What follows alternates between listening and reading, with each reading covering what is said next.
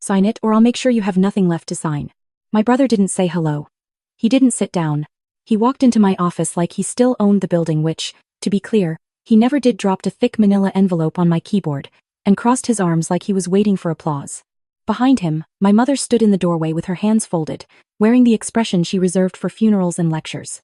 My father lingered half a step behind her, the way he always did when he needed her to translate his silence into pressure. They had used my receptionist's temporary keycard, the one I had issued for maintenance week. She would have let them in without question because she didn't know what I knew, which was that the 3 people standing in my office weren't here out of love. They were here because Daniel had run out of options. And in my family, running out of options had always meant running to me. Before I tell you what was in that envelope and exactly how much it was going to cost them to open it, drop a comment and tell me where you're watching from and what time it is there. I want to know how far this reaches. I didn't touch the envelope.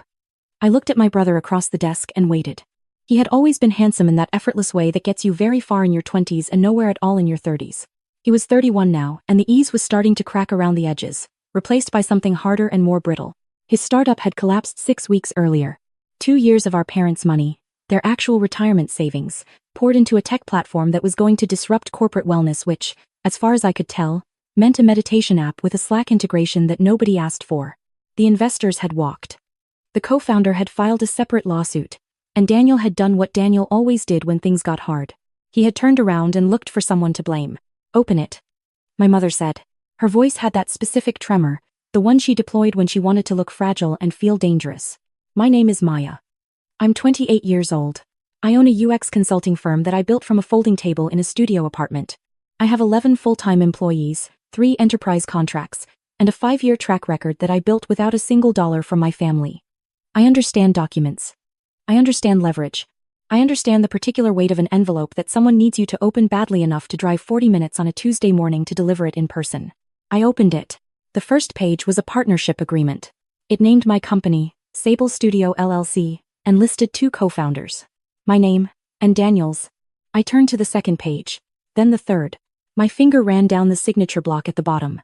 There was my signature, notarized, dated 2 years ago, witnessed by a name I didn't recognize. Except I had never signed it. What is this? I said. It wasn't a question. It's documentation, Daniel said, sitting down without being invited. You used my network contacts to land your first enterprise client, Harlow Group. I made that introduction. That means I contributed materially to the founding of the business. This agreement just formalizes what was always true. I cold emailed Harlow Group, I said. You didn't introduce me to anyone. I introduced you to Kevin Park at that dinner in March. Kevin Park knew the Harlow procurement director. I met Kevin Park for 11 minutes at a birthday party. He told me he liked my earrings. That's called a warm introduction, Maya. I set the document down on my desk and looked at my parents. My mother was studying the wall behind my head. My father had the expression he always wore when he knew something was wrong but had already decided it wasn't his job to say so. I had spent most of my childhood watching that expression. I had been the second child, the quiet one, the one who got a used laptop for Christmas while Daniel got a MacBook because he was going to be the entrepreneur, the one with the vision, the one who was going to take the family name somewhere. I got decent grades in school and my mother said that was nice. Daniel got a B- in organic chemistry and my father took him out to dinner to talk about resilience. I didn't build my company in spite of being ignored. I built it because of it. No one was watching, which meant no one was waiting to collect. And I had been right to worry about that, because they were here now. That signature is forged, I said. The temperature in the room dropped about 10 degrees. That's a serious accusation, my mother said, stepping forward. It's a serious document, I replied. Maya, my father finally spoke, and his voice was the voice I had grown up associating with the end of arguments, the voice that meant the decision had already been made elsewhere, and this conversation was just ceremony. Daniel is going through an incredibly difficult time. His investors abandoned him. He's lost everything. You have so much. The least you could do is help your brother get back on his feet. By giving him half my company. By acknowledging what he contributed. He contributed nothing, I said. I have 6 years of financial records, email threads, and client contracts that prove I built this firm alone. Every client, every invoice, every late night. I did that. Daniel leaned forward, and the charm finally dropped. 50%, he said, or I file for partnership dissolution and tie your company up in litigation for the next 2 years. You'll spend more on legal fees than the settlement would cost you. And I'll make sure every potential client you have knows there's an unresolved legal cloud over Sable Studio. See how many of those enterprise contracts survive that. I looked at him for a long moment. He had my father's eyes and my mother's certainty and absolutely none of the self-awareness to understand what he had just told me. He didn't want to take me to court. He wanted to threaten me into settlement because he couldn't actually win in court. The forged signature was a bluff designed to frighten me into paying out rather than fighting. He had forgotten something important about me. I don't frighten. Get out of my office, I said. My mother inhaled sharply. Maya, if you would just listen. I have listened. For 28 years, I have listened. I listened when you told me Daniel had more potential. I listened when you drained the money you promised for my college fund to pay for his first business idea. I listened when you missed my company launch because you were flying to Portland to help him move into his new apartment. I am done listening. I stood up and walked to the door and held it open. Get out. Now. My father walked out without speaking. My mother followed, stopping just at the threshold to look back at me with an expression I can only describe as grief for a version of herself who had made different choices. Daniel was last. He stopped in front of me and looked down, the way he always had, that half-inch of height he'd had over me since we were teenagers. You're going to regret this, he said. Maybe, I said. But not as much as you will. The door clicked shut. I stood in my office for exactly 4 seconds. Then I sat back down, pulled up my contacts, and dialed the number for the best litigation attorney I had ever hired a freelancer to research on my behalf. I had kept the name in my phone for 3 years, the way you keep a fire extinguisher on a shelf, hoping you never need it but knowing exactly where it is. Her name was Claire Osei. She answered on the second ring. I think someone just forged my signature on a corporate partnership document, I said. And I think they notarized it using a fraudulent witness. How fast can you move? There was a brief pause. How fast do you need? They're already in the parking lot. I'll be there in an hour. I spent that hour pulling every piece of documentation I had ever generated for Sable Studio. Founding documents. My solo operating agreement. Bank records going back to year 1. Every client contract signed and dated. Tax filings. I had 3 monitors on my desk and I filled all of them. By the time Claire arrived, I had already spotted 3 discrepancies in the forged agreement that would unravel it in under 10 minutes of scrutiny. But it was the 4th discrepancy that made my hands go still. The notary stamp. It was real. The license number, the county seal, the expiration date, all of it was legitimate. Which meant someone had paid an actual notary to certify a document with a fraudulent signature on it. Which was not just forgery. That was fraud. That was criminal fraud. Claire sat across from me and read the document twice, slowly, with the deliberate calm of someone who had seen worse and prevailed anyway. He filed it anywhere, she asked. Not yet. He brought it in person. He wanted me to settle before he filed. Classic pressure play. She set it down. He doesn't think this holds up either. He wants your money without a courtroom. So what do we do? She smiled, and it was not a warm smile. It was the smile of someone who had spent 15 years being underestimated and had learned to find it useful. We let him file it. I stared at her. The moment he files this, she said, it becomes a public record. And the moment it becomes a public record, we respond with your founding documents, your solo operating agreement, your 6 years of unilateral financial records, and a forensic handwriting analysis of that signature. And then we refer the notary fraud to the state licensing board and the DA's office. She tapped the page. He walked in here thinking you'd be scared. Let him think that for a few more days. She was right. And she was about to be more right than either of us knew. Daniel filed the partnership claim on a Thursday. By Friday morning, my attorney had filed a response that was approximately the legal equivalent of a controlled demolition. By Friday afternoon, the forensic analyst had confirmed in writing that the signature on the partnership agreement did not match any of my verified signatures from the previous 6 years. The pen pressure was wrong, the letter spacing was wrong, and the date on the notarization corresponded to a weekend when I had been in Austin at a UX conference, something I could prove with a hotel receipt, a flight record, and 17 time-stamped photos. But the real earthquake didn't come from my side. It came from the notary. When the investigator contacted the notary whose stamp appeared on the document, the notary had a very different story to tell. She had notarized documents for Daniel before, legitimate ones, for his previous business. When this document was presented to her, she said, she had been told it was a routine amendment to an existing partnership. She had been shown what appeared to be Maya's ID. She had not met Maya in person. She had notarized based on a photo ID that Daniel had provided.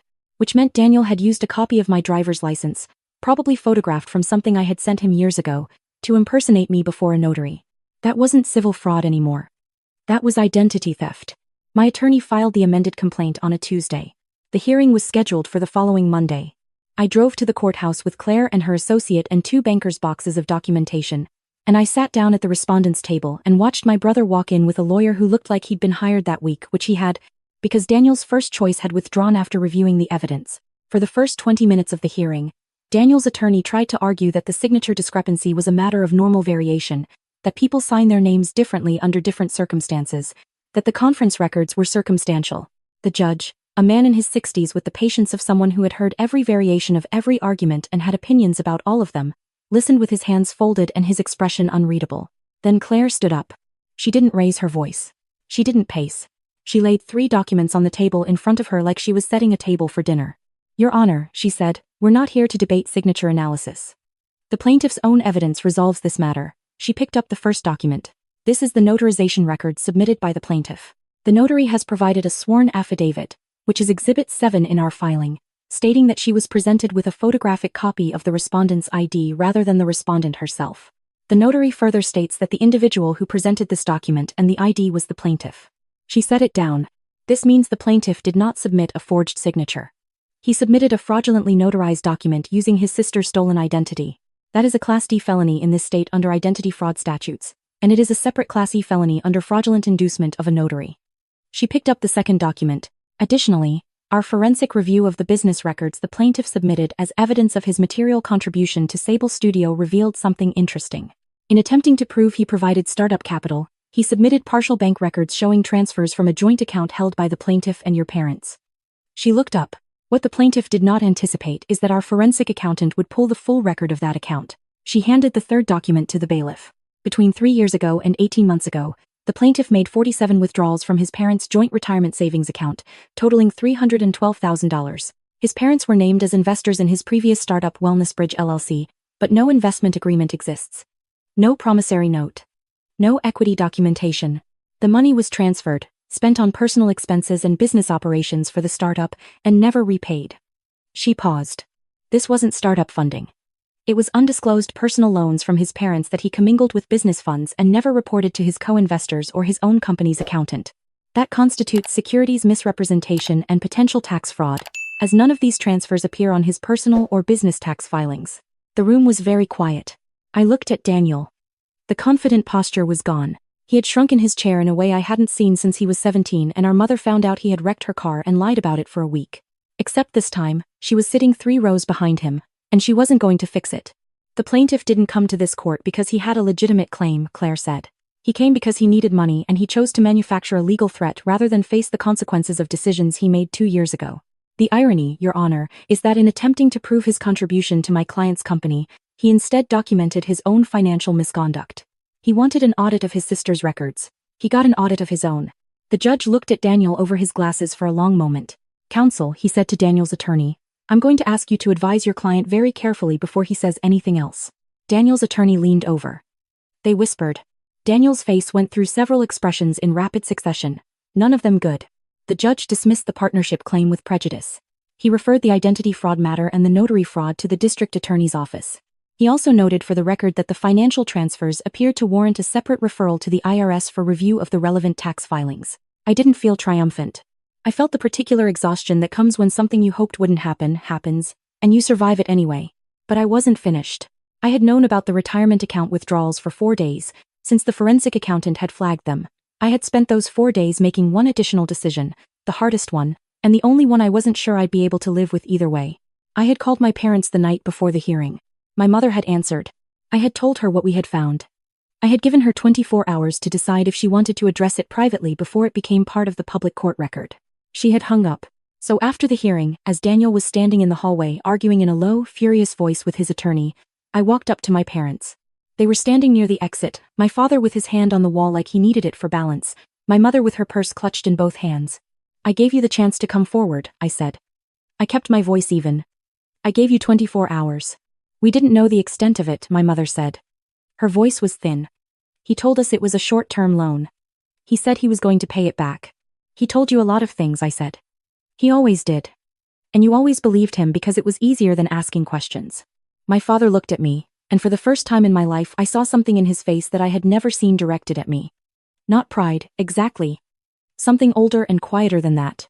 Something that looked like recognition. You were always the one who was going to be okay, he said. We thought that meant you didn't need us. I needed you, I said. I just stopped expecting you. There was nothing else to say after that. I picked up my bag and walked to Claire, who was waiting by the elevator with the kind of professional composure that meant she had heard that exact kind of exchange before and understood when to let the silence stand.